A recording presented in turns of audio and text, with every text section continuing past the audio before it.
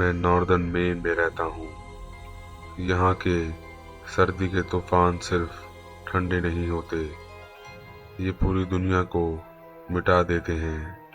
अगर तुमने कभी असली वाइट आउट में गाड़ी नहीं चलाई तो शायद समझ भी नहीं पाओगे। हेडलाइट्स बर्फ से टकराकर वापस तुम्हारी आंखों में आ जाती हैं, रोड गायब हो जाती है और तुम्हारी हर इंस्टिंक्ट कहती है कि गाड़ी रोक दो, जबकि गाड़ी रोकना ही तुम्हारी मौत का बाइस बन सकता है। ये वाकया पिछले जनवरी का है और तब से आज तक मैं बर्फ में रात को ड्राइव नहीं करता।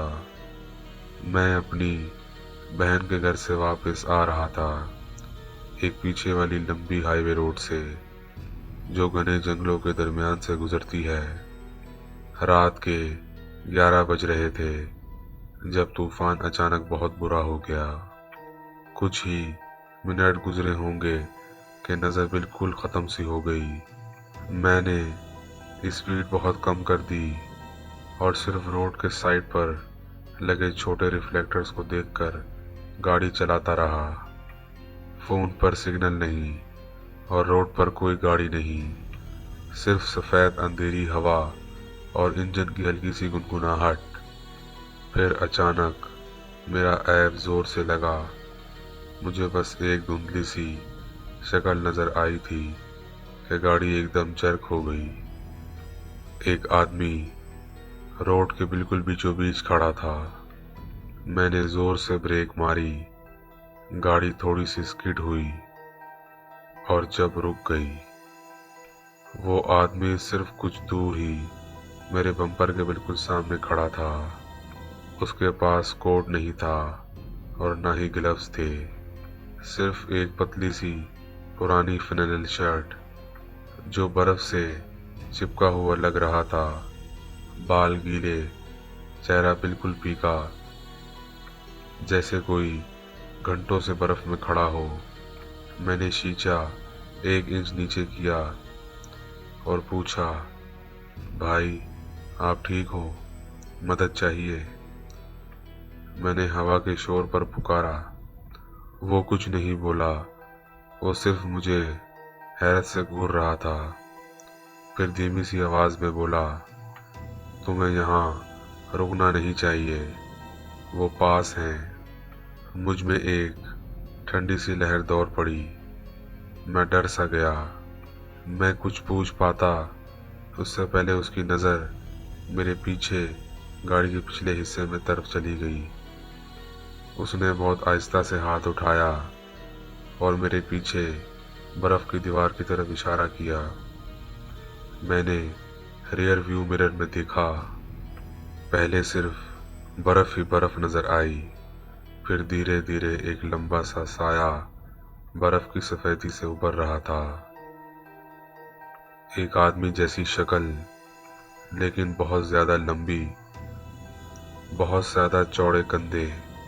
चलते हुए उसके हर कदम अजीब से लग रहे थे, झटकों वाला, बिल्कुल गैर फितरी।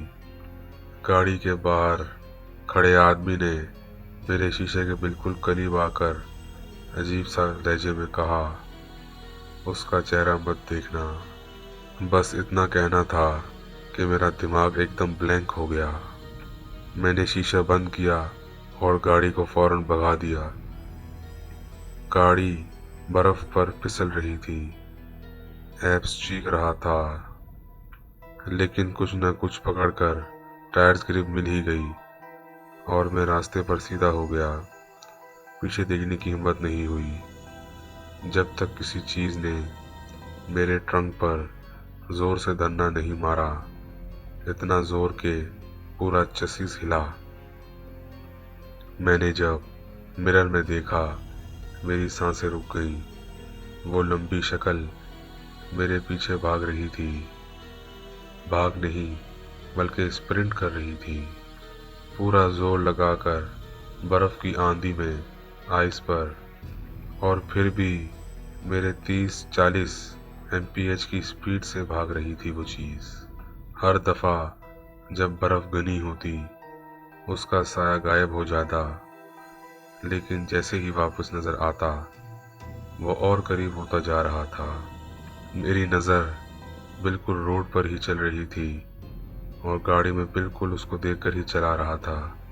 हर चीज़ कह रही थी उसका चेहरा मत देखना। आखिर क्या था उसके चेहरे में, मुझे नहीं पता। ये चेस कितनी देर चली, 1 मिनट या 2 मिनट या 10 मिनट। तूफान में टाइम का तो बिल्कुल पता ही नहीं चलता। फिर दूर से एक बस्ती नजर आई और जैसे ही गाड़ी ने उस रोशनी पर कदम रखा वो चीज़ मिनट से गायब हो गई, बिना पता चले, जैसे कभी थी ही नहीं। मैं सीधा टाउन के गैस स्टेशन तक गया, गाड़ी रोकी, लरजते हाथों के साथ नीचे उतरा और ट्रंक देखा। बर्फ पर हाथ के निशान जमे हुए थे, लेकिन इंसानी नहीं, बहुत बड़े थे वो हाथ, असली से कम से कम 2 गुना, और इतने गहरे जैसे किसी ने गाड़ी को बहुत कस के पकड़ा हो। मैं दौड़कर गैस स्टेशन के अंदर गया, क्लर्क से पूछा क्या किसी और ने कोई आदमी रोड पर देखा। मैं आधी बात बता रहा था जब क्लर्क का चेहरा सीधा सफ़ेद पड़ गया। उसने कहा, जब भी सर्दियाँ आती हैं तो कुछ ड्राइवर्स उस हाईवे पर एक मिस्टीरियस आदमी को देखते हैं, बिना कोट के, बिना ग्लव्स के, अकेले। लेकिन जब पुलिस वहाँ जाती है तो कोई भी इंसानी निशान नहीं मिलता। कुछ लोग कहते हैं कि वो आदमी कोई भूत है, शायद बरसों पहले बर्फ में जमकर मर गया और अब ड्राइवर्स को उन चीज़ों से वार्न करता है जो बर्फ की अंधाइयों में घूमती है। मैं नहीं जानता कि यह बात सही है या नहीं, लेकिन मैं ये जानता हूँ कि जो मेरे पीछे भाग रहा था वो इंसान नहीं था। और जब भी मैं ये सोचता हूँ कि उस आदमी ने मुझे वार्निंग दी थी, चेहरा मत देखना, तो मेरे अंदर एक अजीब सी बेचैनी उठती है उस चीज़ को याद करके। कई दफ़ा मुझे ऐसा लगता है कि वो चीज़ मुझे मारना नहीं चाहती थी, वो चाहती थी कि मैं उसका चेहरा देखूं। जैसे असल ख़तरा गाड़ी रोकना नहीं बल्कि उसकी आंखों में देखना हो। और शायद वो आदमी मुझे डरा नहीं रहा था, वो मुझे बचा रहा था।